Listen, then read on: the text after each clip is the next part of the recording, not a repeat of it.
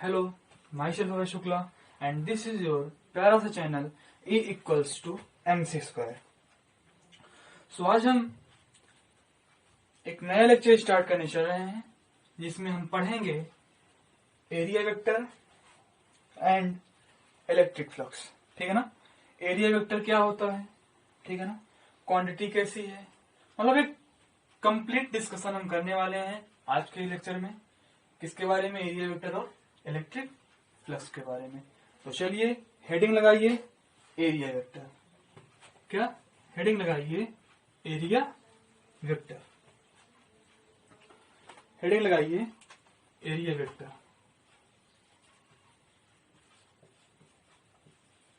Area vector इसको हम ए से भी डिनोट कर सकते हैं। अच्छा, ये वेक्टर क्वांटिटी है, ठीक है ना, स्केलर क्वांटिटी नहीं है। एरिया वेक्टर क्या है भाई? वेक्टर क्वांटिटी, साथ में ही लगा है वेक्टर, लिख सकते हैं इट इज वेक्टर क्वांटिटी। कैसी क्वांटिटी है? Vector quantity. एरिया वेक्टर कैसी क्वांटिटी है? Vector quantity. वेक्टर क्वांटिटी का होने का मतलब एरिया वेक्टर में मैग्नीट्यूड के साथ साथ डायरेक्शन भी है। मैग्नीट्यूड के साथ साथ डायरेक्शन भी है, ठीक है। अच्छा, मान लीजिए कि आपने ड्रा किया एक्स एक्सिस, वाई एक्सिस और जेड एक्सिस। ठीक, ये एक्स एक्सिस है, वाई एक्सिस है, जेड एक्सिस है, ठीक है। यहां से आपने ऐसे ए बी सी डी, ठीक। मान लो स्क्वायर है, मान लो क्या है? स्क्वायर है, ठीक है ना, थोड़ा दिखने में टेढ़ा जैसा है। मान लो स्क्वायर है, ठीक है। इसकी सभी साइड्स क्या है? ए ए ए ए ए है, ठीक है। B B B L L कुछ भी मान सकते हैं, कांस्टेंट, ठीक है ना। अगर आपको बोला जाए कि इसका एरिया निकालिए, अगर आपको बोला जाए कि इसका एरिया निकालिए, तो आप यही तो करेंगे A B cross A D या फिर A B cross B C ना। तो आप यही तो करेंगे A B cross A D. Cross product है यहाँ, और जहां क्रॉस प्रोडक्ट आ जाता है वहां क्या होता है? Vector quantity. डॉट प्रोडक्ट है तो स्केलर, और क्रॉस प्रोडक्ट है तो वेक्टर क्वांटिटी, ठीक है ना। इसीलिए पढ़ा जाता है स्केलर डॉट प्रोडक्ट। मैथ्स में पढ़ते हैं वेक्टर अलजेब्रा में स्केलर डॉट प्रोडक्ट, ठीक है ना। तो यहाँ क्या आ गया? क्रॉस। भाई आप एरिया निकाल रहे हैं ना, तो ए क्रॉस ए ही तो करेंगे। ए इंटू ए इंटू क्या है भाई? Cross product. क्रॉस प्रोडक्ट का मतलब वेक्टर क्वांटिटी। इसीलिए जो एरिया वेक्टर है वो क्या है? Vector quantity. जिसकी एरिया क्या हो जाएगी? A cross A is equal to A square, ठीक है। अच्छा भाई, वेक्टर क्वांटिटी है तो ये जो मैग्नीट्यूड आया हमारा, डायरेक्शन क्या है? मैग्नीट्यूड आया, डायरेक्शन क्या है? तो डायरेक्शन हमेशा प्लेन के परपेंडिकुलर होगा। वो नीचे भी हो सकता है, वो ऊपर भी हो सकता है। जो डायरेक्शन होगा वो प्लेन के हमेशा परपेंडिकुलर होगा। मान लीजिए कि प्लेन है हमारा, ठीक है ना, जिसकी एरिया आई ए स्क्वायर, ठीक है ना। अब अगर हम डायरेक्शन की बात करते हैं तो डायरेक्शन इसके परपेंडिकुलर है, ऊपर भी हो सकता है, नीचे भी हो सकता है, ठीक है ना। प्लेन के हमेशा क्या होगा? परपेंडिकुलर होगा। प्लेन के हमेशा परपेंडिकुलर होगा, ठीक है ना। तो इसमें क्या हो सकता है भाई? ए स्क्वायर के कैप हो सकता है इसकी डायरेक्शन, या फिर नीचे होगा तो ए स्क्वायर माइनस के कैप हो सकता है। दो डायरेक्शन पॉसिबल है, ठीक है। अगर मान लीजिए इसी तरह एक और है हमारा, ये है x axis, y axis, z axis. यहां हमने एक स्फीयर मतलब ड्रा किया और हमें इसकी एरिया निकालनी है, ठीक है ना। इसकी एरिया, तो इसकी एरिया क्या हो जाएगी? इसकी एरिया तो पाई आर स्क्वायर आ जाएगी। भाई सर्कल है तो इसकी एरिया पाई आर स्क्वायर आ जाएगी, ठीक है। लेकिन अगर यहाँ पर हम डायरेक्शन की बात करें, यहाँ पर हम डायरेक्शन की बात करें तो डायरेक्शन क्या होगा भाई? हमारा एक ये सरफेस है, डायरेक्शन हमेशा सरफेस के परपेंडिकुलर होता है। वो नीचे भी हो सकता है, वो ऊपर भी हो सकता है, ठीक है ना। तो ये हमारा एक सरफेस है, ठीक है ना, इसके परपेंडिकुलर डायरेक्शन ऊपर भी हो सकता है, ऊपर भी हो सकता है और नीचे भी हो सकता है। तो ये हमारा सरफेस है, इसके परपेंडिकुलर ऊपर भी हो सकता है और नीचे भी हो सकता है। तो ऊपर जाएगा तो क्या? वाई कैप, वाई एक्सिस है, वाई एक्सिस को जे से हम डिनोट करते हैं, तो क्या हो जाएगा? जे कैप, ठीक। अगर नीचे आएगा तो माइनस जे कैप हो जाएगा, ठीक है ना। भाई एक्स एक्सिस को हम आई कैप से, वाई एक्सिस को हम जे कैप से, जेड एक्सिस को हम के कैप से। अगर निगेटिव एक्स एक्सिस है तो माइनस आई कैप से, निगेटिव वाई एक्सिस है तो माइनस जे कैप से, और निगेटिव जेड एक्सिस है तो माइनस के कैप से रिप्रेजेंट करते हैं। तो भाई यहाँ जे ऊपर की तरफ वाई एक्सिस है तो यहाँ जे कैप हो जाएगा, नीचे की तरफ जाएगा तो माइनस जे कैप हो जाएगा, ठीक है ना। ये इतनी बात है। तो यहां से हम ओवरऑल कह सकते हैं कि जो एरिया वेक्टर है, जो हमारा एरिया वेक्टर है, एरिया वेक्टर हमेशा प्लेन के परपेंडिकुलर होता है। भाई ये डायरेक्शन क्या है? एरिया वेक्टर ही तो है। डायरेक्शन क्या है? एरिया वेक्टर है।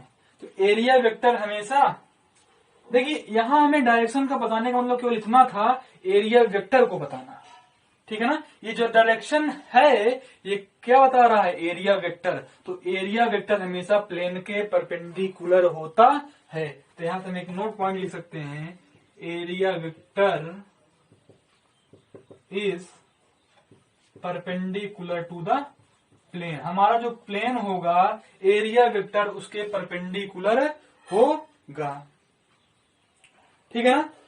लेकिन मान लीजिए कि परपेंडिकुलर है, ठीक है ना, परपेंडिकुलर है, परपेंडिकुलर ऊपर भी हो सकता है, परपेंडिकुलर नीचे भी हो सकता है, परपेंडिकुलर दाएं बाएं, मतलब किधर भी हो सकता है, लेकिन परपेंडिकुलर प्लेन के हो। मान लीजिए कोई एक सरफेस है, उसका एरिया वेक्टर उसके परपेंडिकुलर होगा। अब वो परपेंडिकुलर मान लीजिए नीचे है कि ऊपर है कि लेफ्ट साइड है कि राइट साइड है, उसे कोई प्रॉब्लम नहीं है, ठीक है ना। लेकिन हाँ, मान लीजिए कोई हम सिंगल क्वेश्चन उठाए हैं जिसको हम सॉल्व कर रहे हैं, और कुछ टाइम के लिए हम उसमें एरिया वेक्टर को भाई ऊपर ले लिए हैं और कुछ टाइम के लिए एरिया वेक्टर को नीचे, ऐसा नहीं होगा, ठीक है ना।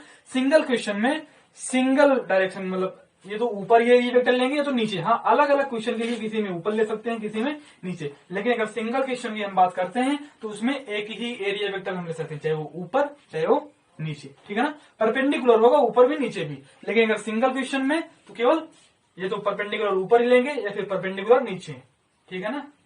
हाँ, एक ही क्वेश्चन में हम ऊपर भी और नीचे भी नहीं ले सकते हैं एरिया वेक्टर, ठीक है।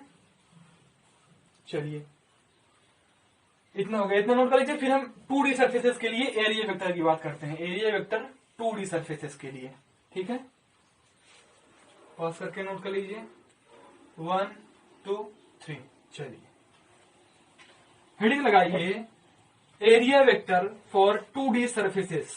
2D सरफेस के लिए एरिया वेक्टर हमारा कैसा होगा? Area vector for 2D surfaces, area vector for 2D surfaces, area vector for 2D surfaces, ठीक है ना। 2D अगर हमारा सरफेस है तो उसके लिए जो हमारा एरिया वेक्टर होगा वो कैसा होगा, ठीक है। तो मान लीजिए हमारे कोई सरफेस है, हमने बताया कि एरिया वेक्टर क्या है? हमेशा परपेंडिकुलर होता है। तो एरिया वेक्टर हमेशा क्या हो जाएगा? परपेंडिकुलर हो जाएगा। भाई परपेंडिकुलर ऊपर भी हो सकता है, परपेंडिकुलर नीचे, परपेंडिकुलर इधर भी, परपेंडिकुलर इधर भी, लेकिन सरफेस के परपेंडिकुलर होना चाहिए, ठीक है। अच्छा ये मान लीजिए एरिया वेक्टर इसकी क्या रिप्रेजेंट कर रहा है? एरिया वेक्टर इसकी डायरेक्शन को रिप्रेजेंट कर रहा है। मान लीजिए एन कैप डायरेक्शन हो गया इसका, ठीक है ना। तो इसका जो एरिया वेक्टर, मान लीजिए ये डीएस एरिया वेक्टर है, ठीक है ना। तो इसका जो एरिया वेक्टर वो लिखा कैसे जाएगा? डीएस इज इक्वल टू, ये लिखा जाएगा डीएस डॉट एन कैप, यही तो लिखा जाएगा, DS is equal to DS dot N cap. अच्छा यहाँ डीएस रिप्रेजेंट क्या कर रहा है? मैग्नीट्यूड, एरिया का जो मैग्नीट्यूड है। मान लीजिए इसका जो एरिया है इसका मैग्नीट्यूड कितना है? डीएस है, और ये डायरेक्शन को कौन रिप्रेजेंट कर रहा है? एन कैप, ठीक है ना। तो ये डीएस मैग्नीट्यूड ऑफ एरिया को रिप्रेजेंट कर रहा है, मैग्नीट्यूड ऑफ एरिया को। और ये एन कैप क्या है? Unit vector perpendicular to the plane DS. ये जो डीएस प्लेन है अपना, मतलब ये एरिया इसका डीएस है, तो डीएस प्लेन हुआ, जो डीएस प्लेन के परपेंडिकुलर होगा वही हमारा क्या होगा? यूनिट वेक्टर एन कैप, ठीक है। इतने में कोई दिक्कत नहीं। अच्छा ये 2D सर्फेसेस में ऊपर भी हो सकता है और नीचे भी हो सकता है, मतलब कि ऊपर की तरफ और नीचे की तरफ, अंदर साइड भी हो सकता है। समझ में आ रहा है कि नहीं? लेकिन अगर हम 3D सर्फेसेस की बात करें, लिख लीजिए for 3D surfaces, for 3D surfaces, मतलब 3D में कौन आ जाता है? क्यूब आ जाता है। मान लीजिए एक क्यूब हमने बनाया ये, ठीक, ये क्या किया हमने? एक क्यूब बनाया, ठीक। तो जो एरिया वेक्टर यहां होगा वो हमेशा बाहर की तरफ होगा, ना कि अंदर की तरफ, ठीक है ना। इन सभी केस में क्या है ना, हम ऊपर भी नीचे भी बना सकते थे, लेकिन यहाँ पर ये जो एरिया वेक्टर होगा ये केवल बाहर की तरफ होगा। भाई परपेंडिकुलर हम बनाते हैं, हमने भी क्या होता है कि जो एरिया वेक्टर होगा वो सरफेस के परपेंडिकुलर, तो आप बोलोगे सरफेस परपेंडिकुलर एरिया वेक्टर ऐसे भी बना सकते हैं इधर। लेकिन जो 3D की केस में होता है वो एरिया वेक्टर केवल बाहर की तरफ होता है, ठीक है ना, बाहर की तरफ ही हम बना सकते हैं, अंदर की तरफ नहीं बना सकते हैं, ठीक है ना। Area vector is only outward normally, क्या area vector is only outward normally, ठीक है ना, बाहर की तरफ परपेंडिकुलर होगा, ठीक है ना, परपेंडिकुलर होगा यहां भी, लेकिन जो एरिया वेक्टर होगा वो बाहर की तरफ ही हो सकता है, अंदर की तरफ। यहाँ क्या था, यहाँ ऊपर भी निकल एरिया वेक्टर हम बना सकते थे, नीचे भी बना सकते थे, लेकिन इसमें क्या है 3D सर्फेसेस में केवल हम ऊपर मतलब बाहर की तरफ ही बना सकते हैं, रेडियली आउटवर्ड। जैसे इलेक्ट्रिक फील्ड लाइंस पॉजिटिव के लिए रेडियली आउटवर्ड जाती थी, रेडियली इनवर्ड नहीं ना, वैसे यहाँ रेडियली आउटवर्ड, ठीक है। अच्छा मान लीजिए सिलेंडर की बात कर लें, सिलेंडर के लिए, ठीक है ना, सिलेंडर के लिए तो जो एरिया वेक्टर होगा वो बाहर की तरफ ऐसे हो जाएगा, ऐसे हो जाएगा, ऐसे हो जाएगा, ठीक है ना। मतलब कुल मिला के हम कह सकते हैं वो 90 डिग्री बनाया, किसके साथ, सरफेस के साथ। जो एरिया वेक्टर होगा वो 90 डिग्री बना रहा होगा सरफेस के साथ, ठीक है। स्फीयर के लिए मान लीजिए है, तो स्फीयर के लिए क्या होगा, 90 डिग्री बनाएगा भाई, ठीक है ना, 90 डिग्री बना रहा होगा बस, ठीक है ना।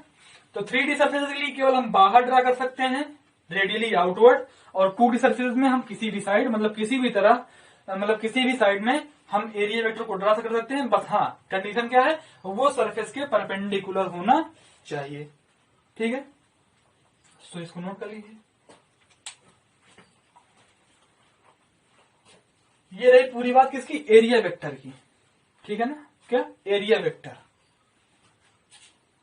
अब हम बात करते हैं इलेक्ट्रिक फ्लक्स की, तो हेडिंग लगाइए इलेक्ट्रिक फ्लक्स।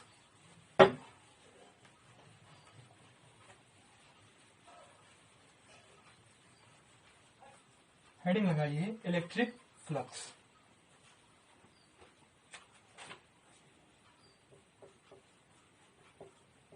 इलेक्ट्रिक फ्लक्स इसको हम फाई से डिनोट करते हैं, इलेक्ट्रिक फ्लक्स, इसलिए हम इसको फाई ई भी लिख सकते हैं।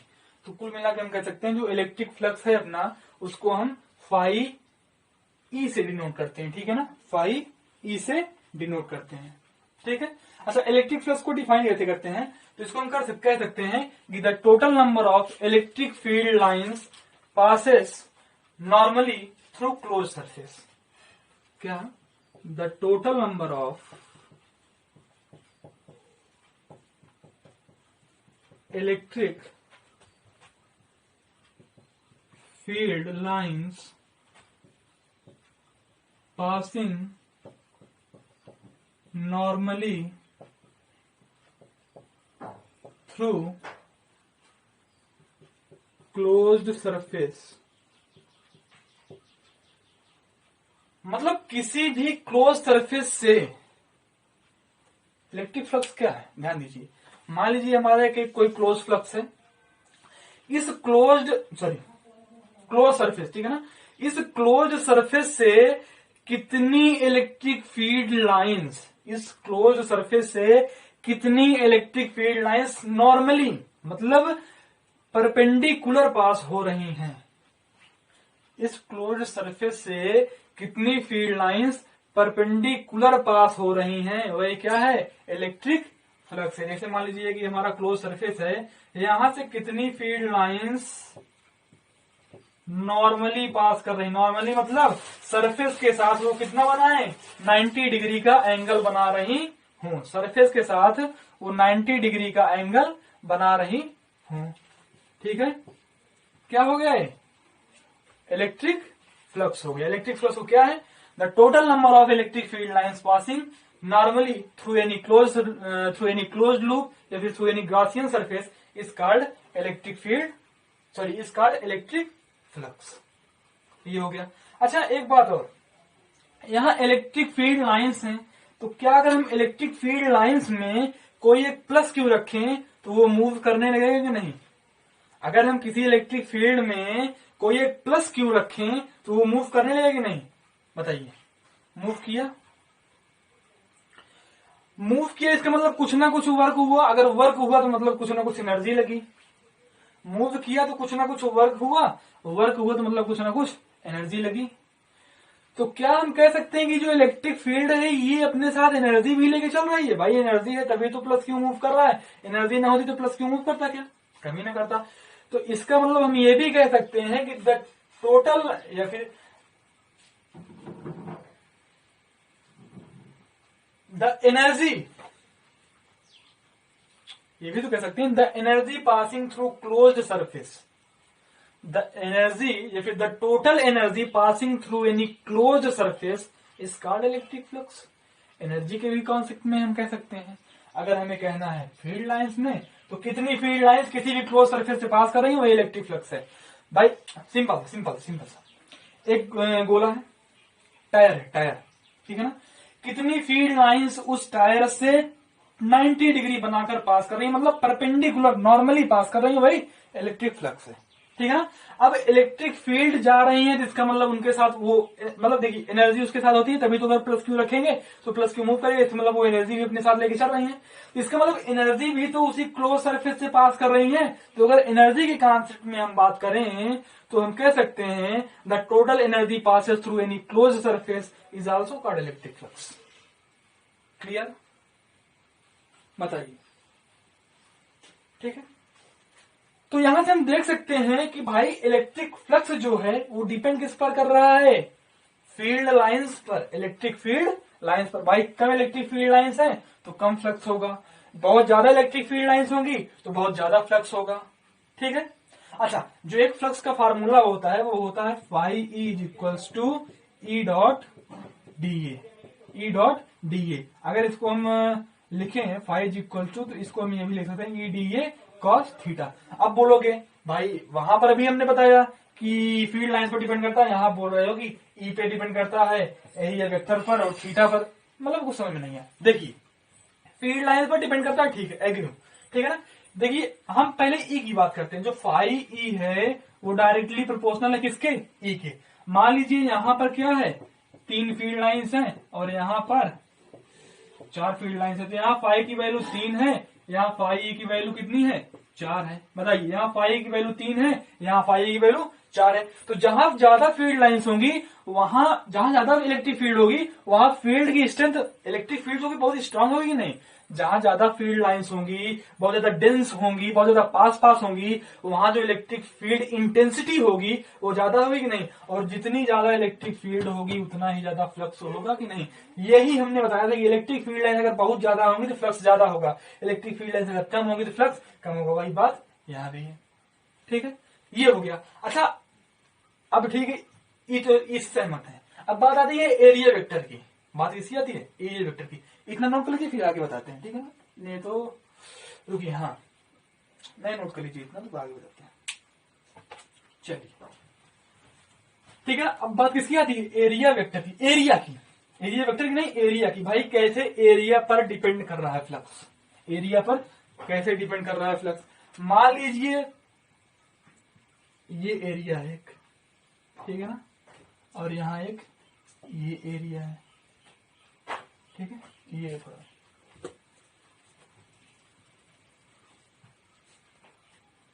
या फिर ऐसे ये मान लीजिए जैसे फील्ड लाइंस जा रही हैं, ठीक है, क्या है? फील्ड लाइंस जा रही हैं, ठीक है, क्या है? फील्ड लाइंस जा रही हैं। ये मान लीजिए कोई एरिया है और ये मान लीजिए कोई एरिया है, ठीक है।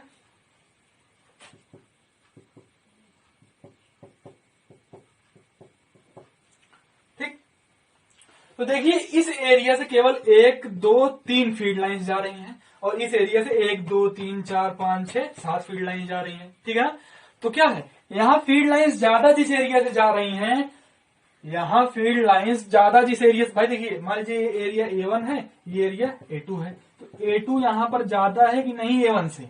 A2 यहां पर A1 से ज्यादा। भाई मान लीजिए A2 है, ये A1 है, ये एरिया ज्यादा है, ठीक है ना?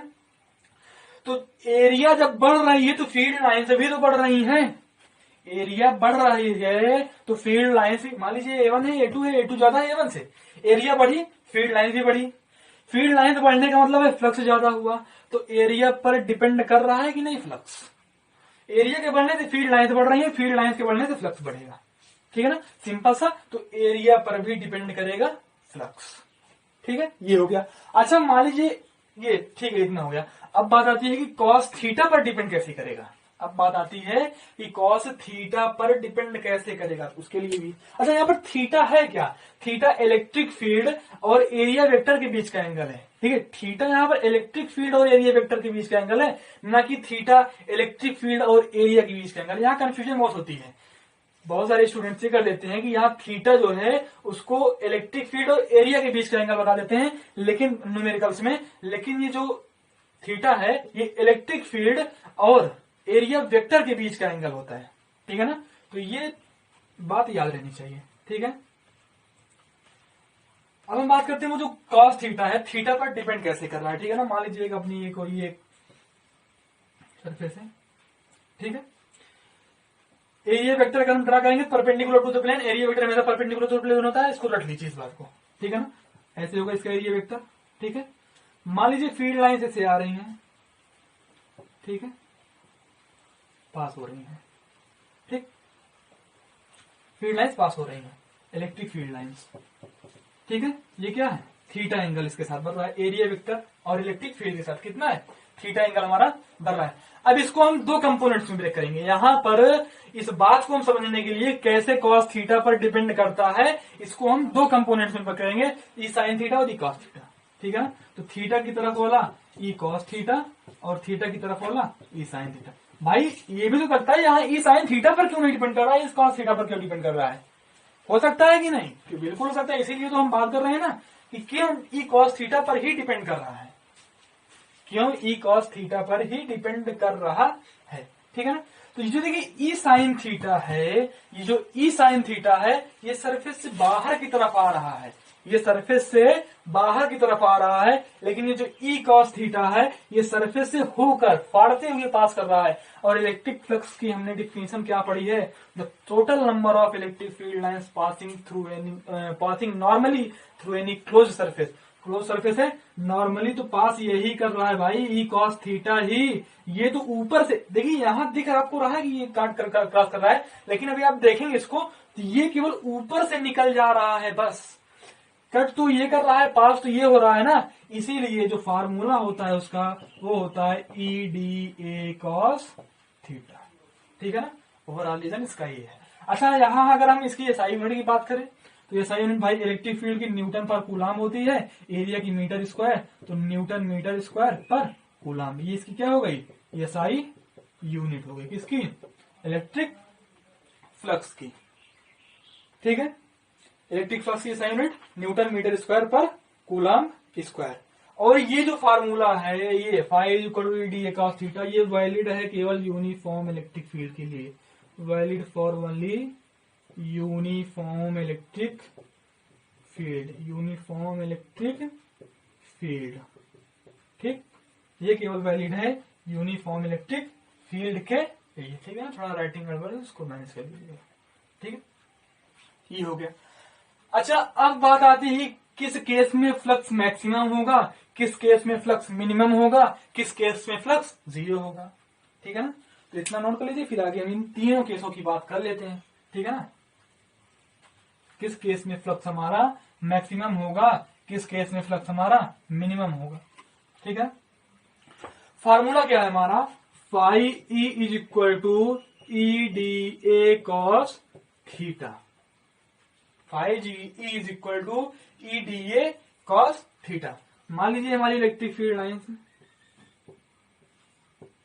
ठीक है, ये हमारा एक सरफेस है। अगर हम एरिया वेक्टर बनाएंगे तो परपेंडिकुलर टू द सरफेस होता है, मतलब ये एरिया वेक्टर यही तो है।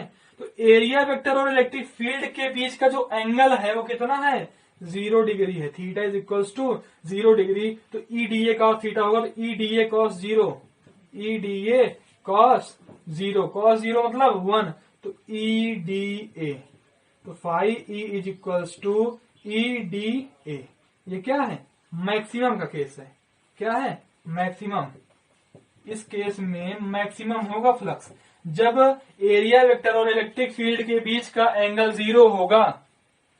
जब एरिया वेक्टर और इलेक्ट्रिक फील्ड के बीच का एंगल 0 होगा तो जो हमारा फ्लक्स होगा वो क्या होगा? मैक्सिमम होगा। ठीक। 0 कब होगा? 0 कब होगा? जब हमारा ये जो इलेक्ट्रिक फील्ड है, इलेक्ट्रिक फील्ड ये है, मान लीजिए हमारा एरिया वेक्टर है वो किसके होगा? परपेंडिकुलर होगा। जो हमारा इलेक्ट्रिक फील्ड ये है, एरिया वेक्टर अगर परपेंडिकुलर हुआ किसके? इलेक्ट्रिक फील्ड के, तो जो थीटा होगा वो कितना हो जाएगा? 90 डिग्री होगा। थीटा 90 डिग्री हो गया तो phi is equal to E D A cos 90 degree हो, कॉस 90 डिग्री 0, तो फाई इज इक्वल्स टू 0। ठीक।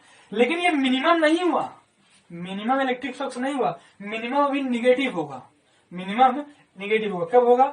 मिनिमम फ्लक्स कब होगा? मिनिमम फ्लक्स की बात करते हैं। किसकी? मिनिमम फ्लक्स की। ठीक है ना? जब हमारा थीटा 90 डिग्री से लेकर के 180 के बीच में होगा तो जो फ्लक्स होगा हमारा वो क्या होगा? निगेटिव होगा। जब हमारा थीटा 90 डिग्री से लेकर के 180 डिग्री के बीच में होगा तो जो हमारा फ्लक्स होगा, इलेक्ट्रिक फ्लक्स होगा, वो क्या होगा? निगेटिव होगा। तो मिनिमम किस केस में होगा? जब थीटा 90 डिग्री से 180 के बीच में लाई करेगा तब। ठीक है। और मैक्सिमम कब होगा? जब थीटा 0 डिग्री होगा।